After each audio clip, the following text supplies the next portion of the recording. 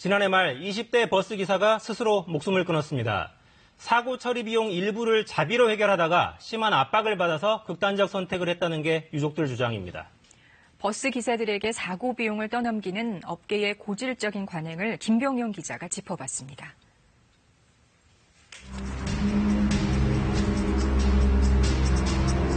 28살의 버스기사 장모 씨는 지난해 12월 버스 운행 중 2번의 사고를 냈습니다. 사고건 그 피해자하고도 합의도 아직 덜 끝난 상태였다가 또 사고 나가지고 또 본사 불려가야 될 판이었었거든요. 두 번째 사고를 낸 다음 날 장 씨는 자신의 승용차 안에서 숨진 채 발견됐습니다. 친구한테 그렇게 문자로 보냈더라고요. 마지막으로 먼저 가서 미안하다고 전해달라고. 장 씨가 숨진 지 2달 뒤인 지난 11일 유족들은 버스 회사를 상대로 고소장을 냈습니다. 개인적으로 처리를 하도록 회사 측에서 이제 강요했다 이런 혐의예요. 압박이 좀 있었다 그런 취지로 이제 고소장이 접수가 됐고. 고용노동청도 근로감독에 나섰는데요. 그 부담이 근로자한테 나이가 어린데 이렇게 부담이 돼가지고 이런 선택을 한 것 같다. 회사에서 사고 처리 비용 일부를 장 씨에게 떠넘겼고 장 씨는 그 압박감으로 극단적인 선택을 했다는 게 유족들의 주장입니다. 아들은 그렇겠지만 너무 좀 억울함이 많이 있더라고요. 회사에서 이렇게 했다는 자체가 그래서 이제 고소를 하게 됐습니다. 차량 피해는 회사 측이 보험으로 처리했지만 이 장 씨가 몰고 있던 버스 안 승객들에 대한 합의금은 장 씨의 사비로 처리했다는 겁니다. 추가 부담에 대한 것은 걔가 지불을 했습니다. 실제로 걔 계좌를 이렇게 보니까 걔가 300 얼마가 그 피해자들한테 지급할 내용이 나오더래요. 335만 원의 합의금을 마련하려고 270만 원 남짓 월급을 받던 장 씨는 대출도 받았던 것으로 알려졌습니다. 제가 확인해보니까 햇살론이나 은행 대출형으로 알아봤더라고요. 첫 번째 사고 합의금 마련에 정신이 없던 차에 또 사고가 나 힘들어했다는 것이 동료들의 설명인데요. 사고 연속 2번 나쁜 적도 사고 처리를 하면서 얘가 많이 신경을 많이 썼던 것 같아요. 힘들었던 거는 맞는 것 같아요. 회사 측 얘기를 들어봤습니다. 사고 처리는 모두 회사에서 보험 처리했고 개인적으로 합의한 사실은 전혀 알지 못했다고 주장하고 있는데요. 다 보험 처리했습니다. 개인적으로 합의를 했다고 이야기하시던데. 모르죠, 그거는요. 직계에서 버스는 사고가 나잖아요. 그럼 올라와서 자기가 보고 있으면 좀 몰라요. 하지만 해당 버스 회사 기사들 얘기를 들어보면 기사 개인 돈으로 처리하는 경우가 많다는 주장도 나오고 있습니다.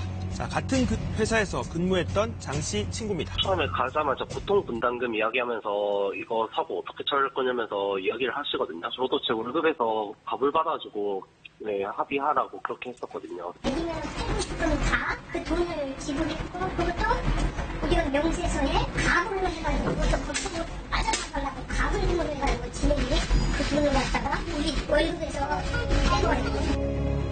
심지어 다른 차가 접촉사고를 일으켜 다쳐도 치료조차 못 받게 한다는 얘기도 나왔습니다. 회사에서 치료를 하지 말라고 해요, 기사들도. 내가 잘못 아니고 내가 피해자예요. 허리 아프고 목 아프고 그러면 가서 물리치료라도 조금이라도 받고 싶은데 못하게 합니다. 그런데 문제는 이런 관행이 이 회사만의 일은 아니라는 겁니다. 자, 그제 저녁 승용차와 접촉사고를 낸 한 마을버스 기사의 얘기입니다. 승용차 운전자에게 합의해달라고 사정을 했다고 하는데요.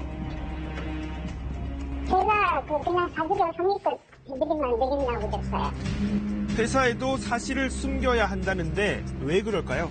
보험 조정이 되면 보험 수가가 올라가기 때문에 보험 조정을 하면은 차를 그만둬야 돼요. 여기서 잘리면은 정말 저는 이제 바꾸어야 돼요.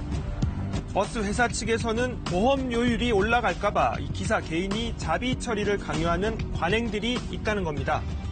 요율이 올라가게 되면서 버스 회사가 엄청나게 많은 돈을 한꺼번에 내야 되는 부담이 생긴다. 요율을 줄이기 위해서도 그 피해 같은 거를 좀 축소할 수밖에 없고 피해를 축소시키다 보니까는 나머지 누가 해결해야 되냐? 그럼 이제 이 운전기사들이 직접 해결해야 되는 수밖에 없는 거죠.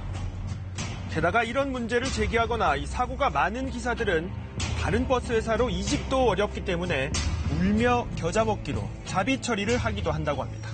여기서 문제 제기를 하면은 다른 데서 지휘를 못해요. 누구나 암묵적으로 다 알고 있는 거예요.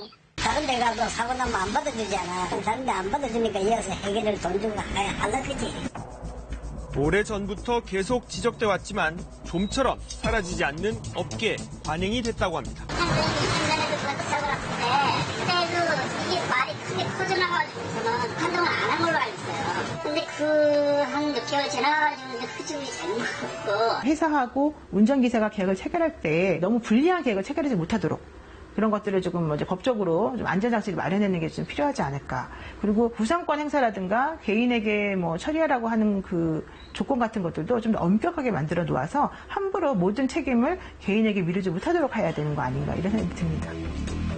정시 운행을 위해 차선을 넘나드는 위험을 감수해야 하는 버스 기사들. 어찌 보면 접촉사고는 예고된 것일 수도 있습니다.